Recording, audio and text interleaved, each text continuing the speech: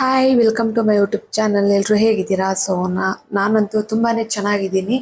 ನಾನಿದು ಲಕ್ಷ್ಮಿ ಹಬ್ಬದ್ದು ಬ್ಲಾಗ್ ಮಾಡಿದ್ದೀನಿ. ಸೊ ಯಾವ ಥರ ಇದೆ ಏನು ಅಂತ ವಿಡಿಯೋ ನೋಡ್ತಾ ಹೋಗೋಣ ಬನ್ನಿ. ವಿಡಿಯೋ ಎಲ್ಲೂ ಸ್ಕಿಪ್ ಮಾಡಿದೆ ನೋಡಿ. ಇವಾಗ ಚಾನಲ್ನ ಯಾರಾದರೂ ಸಬ್ಸ್ಕ್ರೈಬ್ ಮಾಡದೆ ನೋಡ್ತಾ ಇದ್ದೀರಾ ಅಂದರೆ ಸಬ್ಸ್ಕ್ರೈಬ್ ಮಾಡ್ಕೊಳ್ಳಿ. ನಾನು ಇದು ನೈಟೇ ಸ್ಯಾರಿ ಉಡಿಸಿದ್ದೆ. ಸೊ ನೈಟು ಸ್ಯಾರಿ ಉಡಿಸಿ ರೆಡಿ ಮಾಡಿದ್ದೆ. ಇದು ಮಾರ್ನಿಂಗು ಒಂದು 5:30 6ಗೆ ಎದ್ದಿದ್ದೆ ನಾನು. ನಾನೆಲ್ಲ ಎದ್ದು ಸ್ವಲ್ಪ ಬ್ರಷ್ ಮಾಡಿ ಎಲ್ಲ ಫ್ರೆಶ್ ಅಪ್ ಆಗಿ ಬರೋಷ್ಟೊತ್ತಿಗೆ 6:30 ಆಯಿತು. ಬಂದು ಫಸ್ಟ್ ರಂಗೋಲಿ ಹಾಕೋಬಿಡೋಣ ಅಂದ್ಬಿಟ್ಟು ಅವ್ರ ಸೈಡು ರಂಗೋಲಿ ಹಾಕ್ಕೊತಾ ಇದ್ದೆ. ಹಾಗೆಯೇ ನಾನು ಅಂಗಡಿ ಹತ್ರನೂ ಕೂಡ ರಂಗೋಲಿ ಹಾಕ್ಕೊಂಡಿದ್ದೀನಿ. ಸೊ ಅಲ್ಲೇನು ವಿಡಿಯೋ ಮಾಡಿಲ್ಲ. ಸೊ ಅಲ್ಲಿ ರಂಗೋಲಿ ಹಾಕಿ, ಇಲ್ಲಿ ರಂಗೋಲಿ ಹಾಕಿ, ಮತ್ತು ತುಳಸಿ ಹತ್ರನೂ ರಂಗೋಲಿ ಹಾಕಿ ಅದೆಲ್ಲ ಲೇಟ್ ಆಗುತ್ತೆ. ಅದಕ್ಕೋಸ್ಕರನೇ ಸ್ವಲ್ಪ ಲೇಟೇ ಆಗೋಯ್ತು ಅಂತಲೇ ಹೇಳ್ಬೋದು. ನಾನು ಬೆಳಗ್ಗೆನೇ ಪೂಜೆ ಮಾಡೋಣ ಅಂದ್ಕೊಂಡೆ. ಬಟ್ ಬೆಳಗ್ಗೆ ಆಯಿತು, ಮಧ್ಯಾಹ್ನ ಆಯಿತು, ಸಂಜೆ ಆಯಿತು, ಗೊತ್ತಾಗಲಿಲ್ಲ ನಾನು ಪೂಜೆ ಮಾಡೋಷ್ಟೊತ್ತಿಗೆ. ನೀವು ನೋಡ್ತಾ ಇದ್ದೀರಲ್ಲ ಎಷ್ಟು ಚೆನ್ನಾಗಿ ರಂಗೋಲಿ ಕಾಣಿಸ್ತಾ ಇದೆ ಅಂತ ಅಂದ್ಬಿಟ್ಟು. ಸೊ ರಂಗೋಲಿ ಇಷ್ಟ ಆಗಿದೆ ಅಂದ್ಕೊತೀನಿ. ಇಷ್ಟ ಆದರೆ ಒಂದು ಲೈಕ್ ಮಾಡಿ, ಓಕೆನಾ?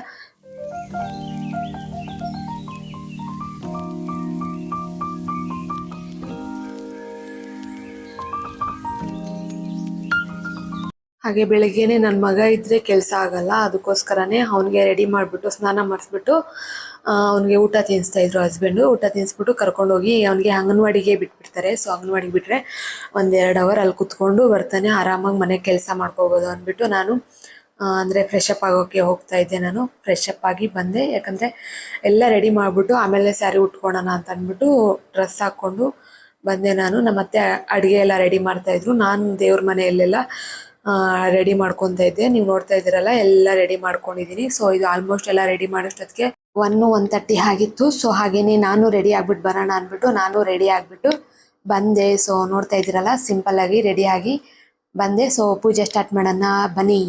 ಫಸ್ಟು ಪೂಜೆಗೆ ಗಣೇಶನ ಮಾಡೋಣ ಅಂದ್ಬಿಟ್ಟು ನಾನು ಅರ್ಶಿಣದಲ್ಲೇ ಗಣೇಶನ ತಯಾರು ಮಾಡ್ಕೊತಾ ಇದ್ದೆ. ಸೊ ಫಸ್ಟ್ ಗಣೇಶನಿಗೆ ಪೂಜೆ ಮಾಡಿಬಿಟ್ಟು ಆಮೇಲೆ ಬೇರೆ ಪೂಜೆ ಎಲ್ಲ ಮಾಡ್ಕೊಳೋಣ ಅಂದ್ಬಿಟ್ಟು. ಸೊ ಫಸ್ಟ್ ಗಣೇಶನಿಗೇನೆ ಅಲ್ವಾ ಪೂಜೆ ಮಾಡಬೇಕಾಗಿರೋದು. ಅದಕ್ಕೇನೆ ನಾನು ಗಣೇಶನ ರೆಡಿ ಮಾಡ್ಕೊತಾ ಇದ್ದೆ.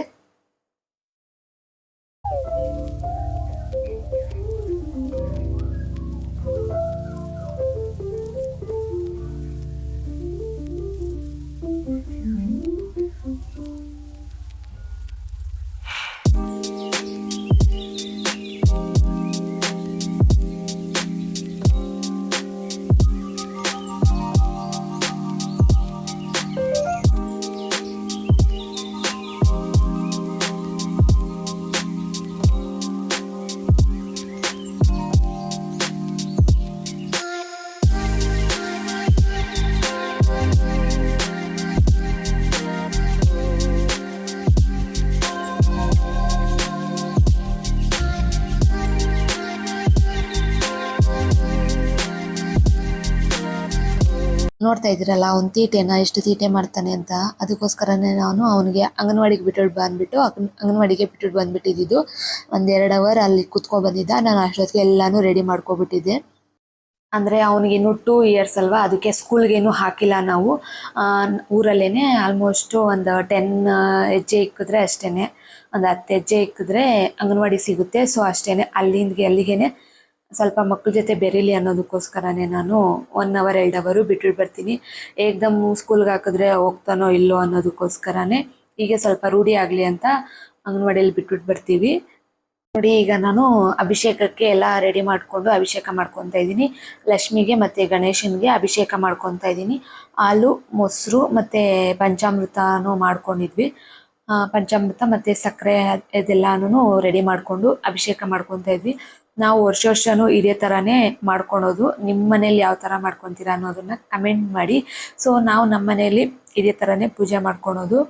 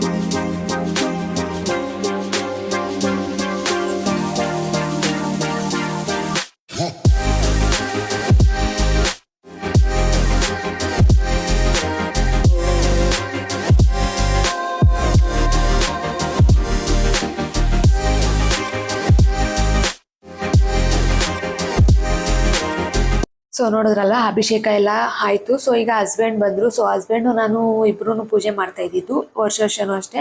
ಆದರೆ ಇವತ್ತು ಸ್ವಲ್ಪ ಲೇಟಾಗಿ ಬಂದರು, ಯಾಕಂದರೆ ಅವ್ರಿಗೂ ಸ್ವಲ್ಪ ಹುಷಾರಿರಲಿಲ್ಲ. ಅದಕ್ಕೋಸ್ಕರನೇ ಅವರು ಅಂದರೆ ರೆಸ್ಟ್ ಮಾಡ್ತಾಯಿದ್ರು. ರೆಸ್ಟ್ ಮಾಡಿ ಫ್ರೆಶ್ ಅಪ್ ಆಗಿ ಬರೋದು ಸ್ವಲ್ಪ ಲೇಟ್ ಆಯಿತು. ಸೊ ಹಾಗಾಗಿ ನಾನು ಅಭಿಷೇಕ ಎಲ್ಲ ಮುಗಿಸಿದ್ದೆ. ಆಮೇಲೆ ಲಲಿತಾ ಸಹಸ್ರನಾಮ ನಮ್ಮತ್ತೆ ಓದ್ತಾರೆ. ಅವರು ಓದ್ಬೇಕಾದ್ರೆ ಅವರು ಸ್ವಲ್ಪ ಕಾಯಿನ್ ಇದ್ದರೆ ಕಾಯಿನು, ಇಲ್ಲಾಂದರೆ ಹೂವು ಇದ್ದರೆ ಹೂವು ಹಾಕ್ತಾರೆ. ನಾನು ಕುಂಕುಮ ಅರ್ಚನೆ ಮಾಡಿಸ್ತೀನಿ. ಸೊ ಆ ಥರ ಪೂಜೆ ಮಾಡ್ಕೊಳ್ಳೋದು ನಾವು. ವರ್ಷನೂ ಅಷ್ಟೇ ನಮ್ಮತ್ತೆ ಲಲಿತಾ ಸಹಸ್ರನಾಮ ಓದ್ತಾರೆ, ನಾನು ಕುಂಕುಮ ಅರ್ಚನೆ ಮಾಡ್ತೀನಿ. ವರ್ಷನೂ ಇದೇ ಥರನೇ ನಾವು ಮಾಡೋದು. ಸೊ ಇದರಲ್ಲಿ ನನಗೆ ತುಂಬಾ ಖುಷಿ ಅನಿಸುತ್ತೆ ಈ ಥರ ಪೂಜೆ ಮಾಡೋದು.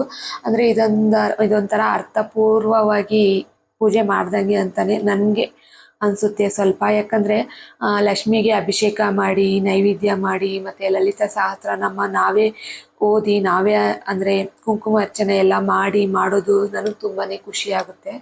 ನಿಮ್ಮ ಮನೇಲಿ ನೀವು ಇದೇ ಥರ ಮಾಡ್ತೀರಾ ಅಂತ ಅಂದ್ಕೊತೀನಿ. ಸೊ ಇದೇ ಥರ ಮಾಡಿಲ್ಲ ಅಂದರೆ ಟ್ರೈ ಮಾಡಿ, ಅಂದರೆ ಈ ಥರ ಮಾಡೋದಕ್ಕೆ ಟ್ರೈ ಮಾಡಿ. ಯಾಕಂದರೆ ನಾವೆಷ್ಟೋ ಎಲ್ಲ ಡೆಕೋರೇಷನ್ ಮಾಡಿ ಏನೇನೋ ಮಾಡಿದ್ರೂ ಆ ಲಲಿತಾ ಸಹಸ್ರನಾಮ ಓದಿದ್ರೇ ಒಂದು ಸ್ವಲ್ಪ ಮನಸ್ಸಿಗೆ ನೆಮ್ಮದಿ ಅನಿಸುತ್ತೆ. ನಾವು ಓದೋಕ್ಕೆ ಅಂದರೆ ಅಷ್ಟಾಗಿ ಬರಲ್ಲ ಅನ್ನೋರು ಟಿ ವಿಯಲ್ಲಿ ಕೂಡ, ಇವಾಗ ಟಿ ವಿಯನ್ನು ಮೊಬೈಲೆಲ್ಲ ಕನೆಕ್ಟ್ ಮಾಡಿ ಹಾಕ್ಕೊತಾರಲ್ವ. ಸೊ ಆ ಥರ ಆದರೂ ಲಲಿತಾ ಸಹಸ್ರನಾಮ ಮೊಬೈಲಲ್ಲಿ ಹಾಕ್ಕೊಳ್ಳಿ, ಇಲ್ಲಾಂದರೆ ಟಿ ವಿಯಲ್ಲಾದ್ರೂ ಹಾಕ್ಕೊಂಡು ಪೂಜೆ ಮಾಡಿ. ಸೊ ತುಂಬಾ ಚೆನ್ನಾಗಿರುತ್ತೆ. ಅಂದರೆ ಮನೆಗೆ ಪಾಸಿಟಿವ್ ವೈಬ್ರೇಷನ್ ಒಂಥರ ಖುಷಿ ಅನಿಸ್ತಾ ಇರುತ್ತೆ ಪೂಜೆ ಮಾಡಬೇಕಾದ್ರೆ. ನನಗಂತೂ ನಾನು ಆಲ್ಮೋಸ್ಟ್ ಪೂಜೆ ಮಾಡಬೇಕಾದ್ರೆ ಎಲ್ಲ ಮನೆಯಲ್ಲಿ ದೇವ್ರ ನಾಮ ಎಲ್ಲ ಇಟ್ಕೊಂಡೇ ನಾನು ಪೂಜೆ ಮಾಡೋದು. ಎನಿ ಟೈಮ್ ಪೂಜೆ ಮಾಡಬೇಕಾದ್ರೆ ಎಲ್ಲ ದೇವ್ರ ನಾಮ ಇದ್ದೇ ಇರುತ್ತೆ ನಮ್ಮ ಮನೆಯಲ್ಲಿ. ಈಗ ನೋಡಿ ನಾವು ಎಲ್ಲ ಅಭಿಷೇಕ ಎಲ್ಲ ಮಾಡಿ ಮತ್ತು ಲಕ್ಷ್ಮೀನ ಗಣೇಶನ ಎಲ್ಲ ಕ್ಲೀನ್ ಮಾಡಿ ಅದಕ್ಕೇ ಧೂಪ ನೈವೇದ್ಯ ಆ ಥರ ತೋರಿಸಿ ಪೂಜೆ ಮಾಡ್ತಾಯಿದ್ದೀವಿ. ನೀವು ನೋಡ್ತಾ ಇದ್ದೀರಲ್ಲ. ಸೊ ನನ್ನ ಮಗ ಬಿಡ್ತಾನೆ ಇರಲಿಲ್ಲ, ನನ್ನ ಹತ್ರ ಬರಬೇಕು ಅಂತ ಇದ್ದ. ಬಂದ್ರೂ ಸೊ ಕುತ್ಕೊತಾ ಇರಲಿಲ್ಲ, ಅಲ್ಲಿರೋ ಪ್ಲೇಟ್ ಎಲ್ಲ ಒದ್ಬಿಡ್ತಾ ಇದ್ದ. ಸೊ ಅದಕ್ಕೋಸ್ಕರನೇ ನಾನು ಅವನ್ನ ಕುಣಿಸ್ಕೊತಾ ಇರಲಿಲ್ಲ. ನೀವು ಅನ್ಕೋಬೋದು ಅವ್ನು ಕುಣಿಸ್ಕೊತಾ ಇಲ್ಲ ಅಂತಂತ. ಸೊ ಅವ್ನು ಕುತ್ಕೊಂಡ್ರೆ ಎಲ್ಲ ಒದ್ದಾಗ್ತಾ ಇದ್ದ. ಅದಕ್ಕೋಸ್ಕರನೇ ನಾನು ಅವ್ರ ಅಜ್ಜಿ ಹತ್ರನೇ ಕುಣಿಸ್ಕೊತಾ ಇದ್ರು. ನೋಡ್ತಾ ಇದ್ದೀರಲ್ವ, ನಾವು ಪೂಜೆ ಮಾಡ್ತಾಯಿದ್ರೆ ಎಷ್ಟು ಚೆನ್ನಾಗಿ ಗಂಟೆ ಅಲ್ಲಾಡ್ತಾ ಇದ್ದಾನೆ ಅಂತ ಅಂದ್ಬಿಟ್ಟು. ಅವ್ನು ಯಾವಾಗೂ ಅಷ್ಟೇ, ನಾವು ಪೂಜೆ ಮಾಡಬೇಕು ಅಂದರೆ ಅವ್ನು ಗಂಟೆ ಅಲ್ಲಾಡಿಸ್ಬೇಕು. ಅವ್ನು ಬಿಟ್ಟು ಏನಾದರೂ ಪೂಜೆ ಮಾಡಿದ್ರೆ ಅಂದರೆ ಮುಂಚ್ಕೊಂಡು ಹೊರಟೋಗ್ತಾನೆ. ಸೊ ಅವನೇ ಬಂದು ಗಂಟೆ ಅಲ್ಲಾಡಿಸ್ಬೇಕು, ನಾವು ಪೂಜೆ ಮಾಡಬೇಕು. ಯಾವಾಗೂ ಅಷ್ಟೇ, ಅದೇ ಥರನೇ ಮಾಡ್ತಾನೆ ಅವನು. ಈಗ ನಾವು ನೋಡ್ತಾ ಇದ್ದೀರಲ್ವ. ಸೊ ಅಂದರೆ ಕಾಯಿನಲ್ಲಿ ಅರ್ಚನೆ ಮಾಡು ಅಂತ ಹೇಳ್ತಾ ಇದ್ದಿದ್ದಕ್ಕೆ ನಾನು ಕುತ್ಕೊಳಕ್ಕಾಗಲ್ಲ ಅಂತ ಹೇಳ್ತಾಯಿದ್ರು. ಹೇಳಿದ್ನಲ್ವ ನಾನು ಅವ್ರಿಗೆ ಸ್ವಲ್ಪ ಹುಷಾರಿಲ್ಲ ಅಂತ, ಅದಕ್ಕೋಸ್ಕರನೇ ಕುತ್ಕೊಳಕ್ಕಾಗಲ್ಲ ಅಂತ ಹೇಳ್ತಾಯಿದ್ರು. ಸೊ ನಾನು ಪರವಾಗಿಲ್ಲ, ಒಂದು 10 ನಿಮಿಷ ಕುತ್ಕೋ, ಇಲ್ಲ ಒಂದು 11 ಕಾಯಿನಾದರೂ ಹಾಕ್ಬಿಟ್ಟು ಎದ್ದೋಗು ಅಂತ ಹೇಳಿ ಬಲವಂತ ಮಾಡಿ ಕುಣಿಸ್ಕೊಂಡಿದ್ದೆ ನಾನು ಅವ್ರನ್ನ.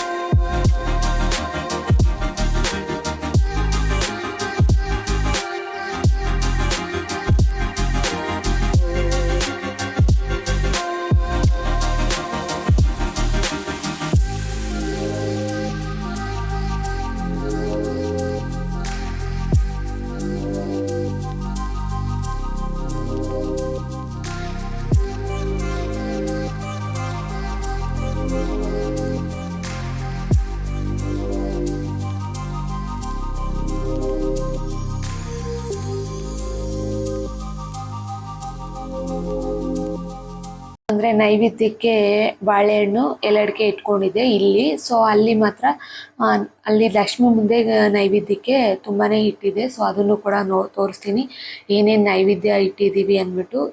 ಸೊ ಲಕ್ಷ್ಮಿಗೆ ಏನೇನು ನೈವೇದ್ಯ ಇಷ್ಟ ಆಗುತ್ತೆ ಅನ್ನೋದು ಕೂಡ ಹೇಳ್ತಾ ಹೋಗ್ತೀನಿ. ಸೊ ಎಲ್ಲೂ ಸ್ಕಿಪ್ ಮಾಡಿದೆ ನೋಡಿ ಅಂತ ಕೇಳ್ಕೊತೀನಿ, ಓಕೆನಾ.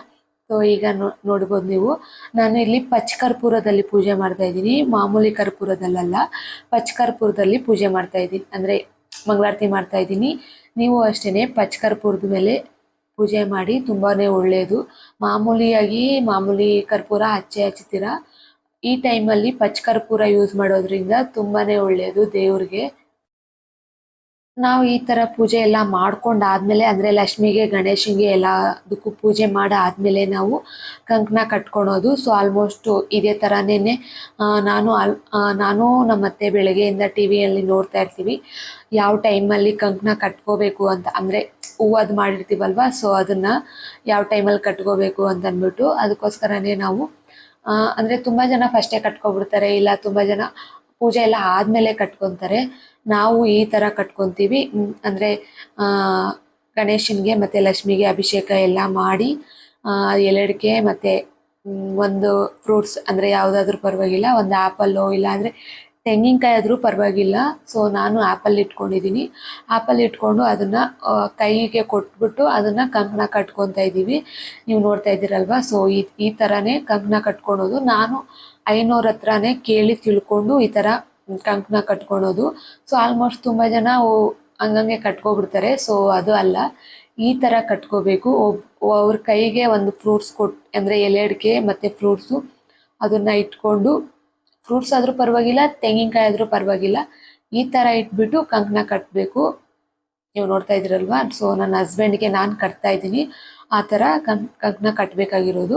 ಅವರು ನನ್ನ ಕೈಗೆ ಕೊಟ್ಬಿಟ್ಟು ಅವರು ನನ್ನ ಕೈಗೆ ಕಟ್ತಾರೆ, ಆ ಥರನೇ ಕಟ್ಕೊತಾ ಇದ್ದೀವಿ. ನೀವು ನೋಡ್ತಾ ಇದ್ದೀರಲ್ವ, ಸೊ ಈ ಥರನೇ ಕಂಕಣ ಕಟ್ಕೊಳೋದು. ತುಂಬ ಜನ ಹಂಗಂಗೆ ಕಟ್ಕೊಬಿಡ್ತಾರೆ. ಸೊ ಆ ಥರ ಅಲ್ಲ, ಈ ಥರ ಕಟ್ಕೊಳೋದು. ಈ ಥರ ಯಾರಿಗಾದ್ರೂ ಗೊತ್ತಿದ್ರೆ ಕಮೆಂಟ್ ಮಾಡಿ, ಗೊತ್ತಿಲ್ಲ ಅಂದರೆ ತಿಳ್ಕೊಳ್ಳಿ ಅಷ್ಟೇ.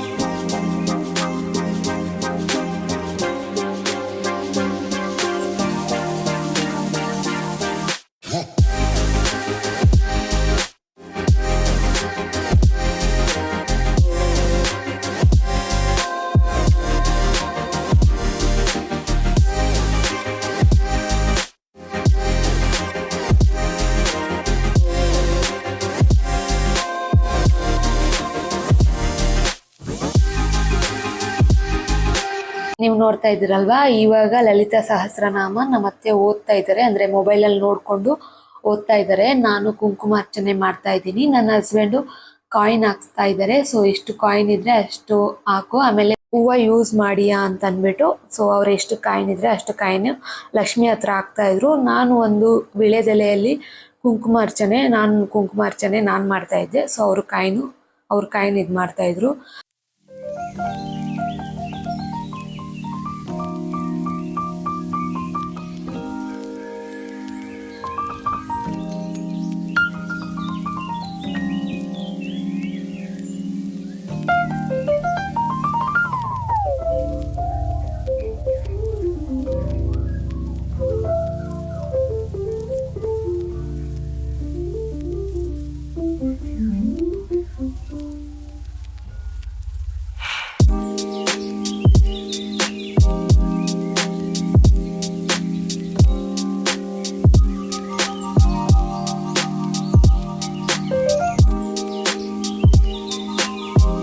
ನನ್ನ ಹಸ್ಬೆಂಡು ನಾನು ಅಷ್ಟೇ ಕುತ್ಕೊಳೋದು, ನಾನು ಎದ್ದೊಳ್ತೀನಿ ಅಂತ ಹೇಳಿದ್ರು. ಸರಿ ನಮ್ಮತ್ತೆ ಎದ್ದೋಳು, ನೀನು ಕಾಲು ನೋವ್ತಾ ಇದ್ರೆ ಎದ್ದೋಗು, ಪರವಾಗಿಲ್ಲ, ಇವು ಕಂಟಿನ್ಯೂ ಮಾಡ್ತಾರೆ ಅಂತ ಅಂದ್ಬಿಟ್ಟು ಸೊ ನಾನು ಕಂಟಿನ್ಯೂ ಮಾಡ್ತಾ ಇದ್ದೆ. ಅವರು ಅಂದರೆ ಅಂಗಡಿ ತೆಗಿಬೇಕಾಗಿತ್ತು. ಸೊ ತುಂಬಾ ಲೇಟ್ ಆಗೋಗ್ಬಿಟ್ಟಿತ್ತು. ಆಲ್ಮೋಸ್ಟು 6:30 ಆಗೋಗಿತ್ತು. ನಾವೆಲ್ಲ ಇದೆಲ್ಲ ರೆಡಿ ಮಾಡಿಕೊಂಡು ಪೂಜೆ ಎಲ್ಲ ಮಾಡ್ಕೊಂಡು ಅಷ್ಟೊತ್ತಿಗೆ. ಅದಕ್ಕೋಸ್ಕರನೇ ಅವರು ಅಂಗಡಿ ತೆಗಿಬೇಕು ಅಂತಂದರು. ಸೊ ಹಬ್ಬದ ಟೈಮ್ ಅಲ್ವಾ, ಅಂಗಡಿ ಕ್ಲೋಸ್ ಮಾಡಿದ್ರೆ ಸೊ ನಮಗೆ ಲಾಸು ಅಂತಾನೆ ಅದಕ್ಕೋಸ್ಕರನೇ ಅಂಗಡಿ ತೆಗಿತೀನಿ ಅಂತ ಅಂದ್ಬಿಟ್ಟು ಅಂಗಡಿಗೆ ಹೋದ್ರು. ಸೊ ನಾನೆಲ್ಲ ಕಂಟಿನ್ಯೂ ಮಾಡಿಕೊಂಡೆ.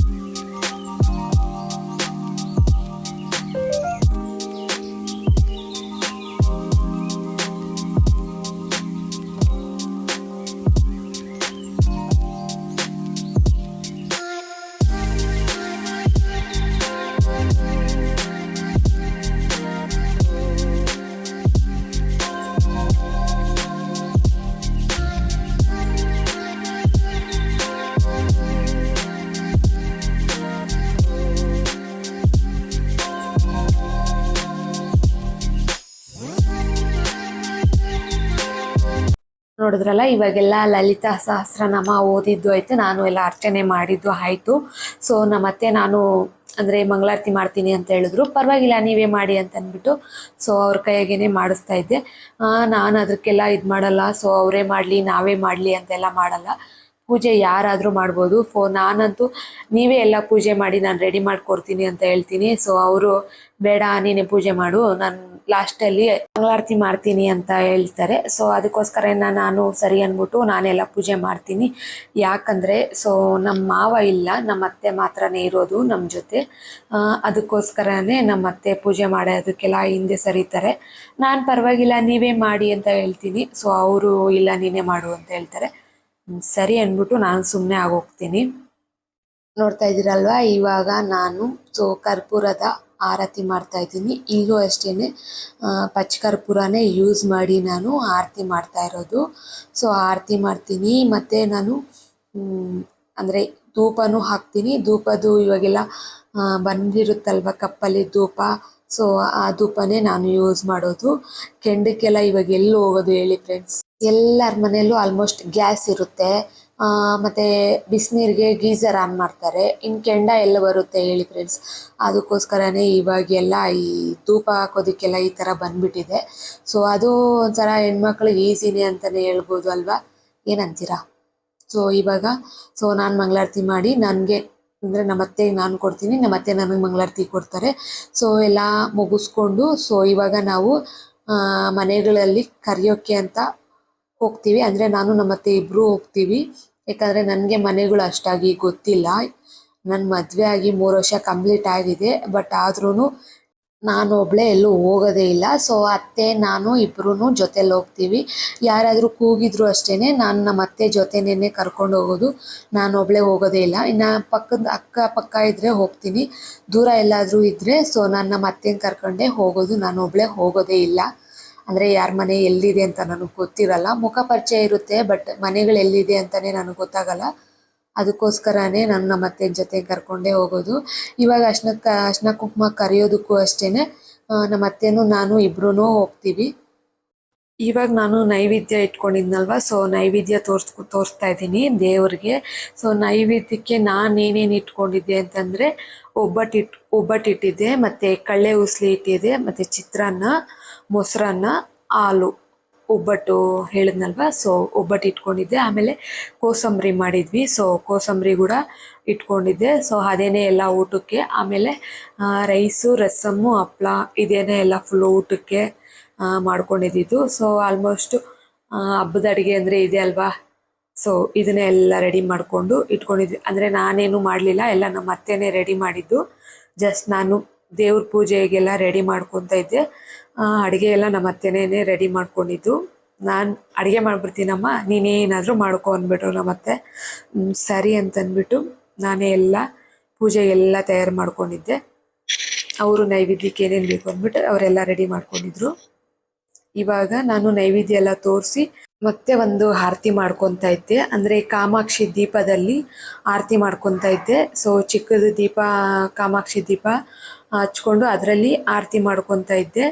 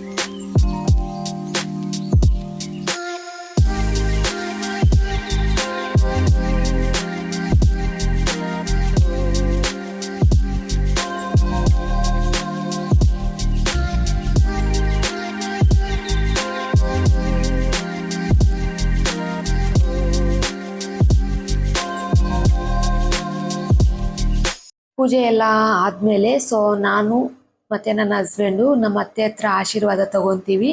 ನಾವು ಎಲ್ಲೇ ಹೋಗ್ಬೇಕಾದ್ರೂ ಅಷ್ಟೇ, ಇಲ್ಲ ಏನೇ ಫಂಕ್ಷನ್ ಇದ್ದರೂ ಅಷ್ಟೇ, ಇಲ್ಲ ಏನು ಮಾಮೂಲಿ ಹಬ್ಬಗಳ ಟೈಮಲ್ಲೂ ಅಷ್ಟೇ, ಅಂದರೆ ನಮ್ಮ ಅತ್ತೆ ಹತ್ರ ಆಶೀರ್ವಾದ ತೊಗೊತೀನಿ. ದೊಡ್ಡವರ ಆಶೀರ್ವಾದ ಇರಬೇಕಲ್ವ, ಅದಕ್ಕೋಸ್ಕರನೇ ನಾನು ನಮ್ಮ ಹಸ್ಬೆಂಡು ದೊಡ್ಡವ್ರ ಹತ್ರ ಆಶೀರ್ವಾದ ತೊಗೊತೀವಿ. ಸೊ ನನ್ನ ಮಗನಿಗೆ ಇವಾಗಿಂದನೇ ರೂಢಿ ಮಾಡ್ತೀವಿ ದೊಡ್ಡವ್ರ ಹತ್ರ ಆಶೀರ್ವಾದ ತೊಗೋಬೇಕು ಅಂತ ಅಂದ್ಬಿಟ್ಟು. ಸೊ ಅವನು ಆಶೀರ್ವಾದ ತೊಗೊತಾನೆ. ಈಗ ನೀವು ನೋಡ್ತಾ ಇದ್ದೀರಲ್ವ, ಲಕ್ಷ್ಮಿಗೆ ಸಾಷ್ಟಾಂಗ ನಮಸ್ಕಾರ ಮಾಡಿಬಿಟ್ಟ ಅವನು. ಅದೇ ಥರನೇ ರೂಢಿ ಮಾಡ್ತಾ ಇರ್ತೀವಿ ನಾವು. ನಾನು ಇವಾಗ ನನ್ನ ಹಸ್ಬೆಂಡ್ ಹತ್ರ ನಾನು ಆಶೀರ್ವಾದ ತೊಗೊತಾ ಇದ್ದೀನಿ. ಸೊ ನನಗೆ ಆಶೀರ್ವಾದ ನನ್ನ ಹಸ್ಬೆಂಡ್ ಇದ್ದೇ ಇರಬೇಕಲ್ವ. ಸೊ ಅದಕ್ಕೋಸ್ಕರನೇ ನಾನು ಹಸ್ಬೆಂಡ್ ಹತ್ರ ನಾನು ಆಶೀರ್ವಾದ ತೊಗೊತೀನಿ. ಆದರೆ ನನ್ನ ಹತ್ರ ಆಶೀರ್ವಾದ ತೊಗೊಳೋರು ಯಾರೂ ಇಲ್ಲ ಫ್ರೆಂಡ್ಸ್, ಏನು ಮಾಡೋದು ಅಲ್ವಾ. ಪರವಾಗಿಲ್ಲ, ಅವ್ರ ಆಶೀರ್ವಾದ ಇದ್ದರೆ ಅಷ್ಟೇ ಸಾಕು ಅಲ್ವಾ. ಸೊ ಇವಾಗ ನಾನು ಅಂದರೆ ನೆಲ್ಲಿಕಾಯಿಯಿಂದ ಆರತಿ ಮಾಡ್ತಾ ಇದ್ದೀನಿ. ಬೆಟ್ಟದ ನೆಲ್ಲಿಕಾಯಿ ತೊಗೊಬಂದಿದ್ದೀನಿ ಫ್ರೆಂಡ್ಸ್. ಲಕ್ಷ್ಮಿಗೆ ಬೆಟ್ಟದ ನೆಲ್ಲಿಕಾಯಿ ತುಂಬಾ ಇಷ್ಟ ಅಲ್ವಾ, ಅದಕ್ಕೋಸ್ಕರನೇ ಬೆಟ್ಟದ ನೆಲ್ಲಿಕಾಯಲ್ಲಿ ಆರತಿ ಮಾಡ್ತಾ ಇದ್ದೀನಿ. ಪೂಜೆ ಎಲ್ಲ ಮಾಡಿಕೊಂಡು ನೆಲ್ಲಿಕಾಯಲ್ಲಿ ಲಾಸ್ಟಲ್ಲಿ ಪೂಜೆ ಅಂದರೆ ಆರತಿ ಮಾಡ್ಕೊತಾ ಇದ್ದೀನಿ. ನಾನು ಇದು ತುಪ್ಪದ ಬತ್ತಿ ಹಾಕ್ಕೊಂಡು ತುಪ್ಪದ ಆರತಿ ಮಾಡ್ಕೊತಾ ಇದ್ದೀನಿ. ತುಪ್ಪದ ಆರತಿ ಮಾಡಿಕೊಂಡು ಲಕ್ಷ್ಮಿಗೆ ನಾನು ಇದು ತುಳಸಿ ಹತ್ರ ಇಟ್ಟಿದ್ದೀನಿ. ನೀವು ನೋಡ್ತಾ ಇದ್ದೀರಲ್ವ, ತುಳಸಿ ಕಟ್ಟೆ ಹತ್ರ ಇಟ್ಟಿದ್ದೀನಿ. ಹಾಗೆಯೇ ನೀವು ನೋಡ್ತಾ ಇದ್ದೀರಲ್ವ ಎಷ್ಟು ಚೆನ್ನಾಗಿ ಕಾಣಿಸ್ತಾ ಇದೆ ಲಕ್ಷ್ಮಿ ಅಂತ ಅಂದ್ಬಿಟ್ಟು. ಇವಾಗ ನಾನು ಧೂಪ ಹಾಕ್ಕೊಂಡಿದ್ದೀನಿ. ಸೊ ಧೂಪದಿಂದ ಎಷ್ಟು ಚೆನ್ನಾಗಿ ಲಕ್ಷ್ಮಿ ಮುಖ ಕಾಣಿಸ್ತಾ ಇದೆ ಅಂತ ನೀವು ನೋಡ್ಬೋದು. ಹಾಗೆಯೇ ನೀವು ನೋಡ್ತಾ ಇದ್ದೀರಲ್ವ, ಸೊ ನೈವೇದ್ಯ ಕೂಡ ನಾನು ಏನೇನು ಇಟ್ಟಿದ್ದೀನಿ ಅಂತಲೂ ತೋರಿಸ್ತಾ ಹೋಗ್ತೀನಿ, ನೀವು ನೋಡ್ತಾ ಹೋಗ್ಬೋದು.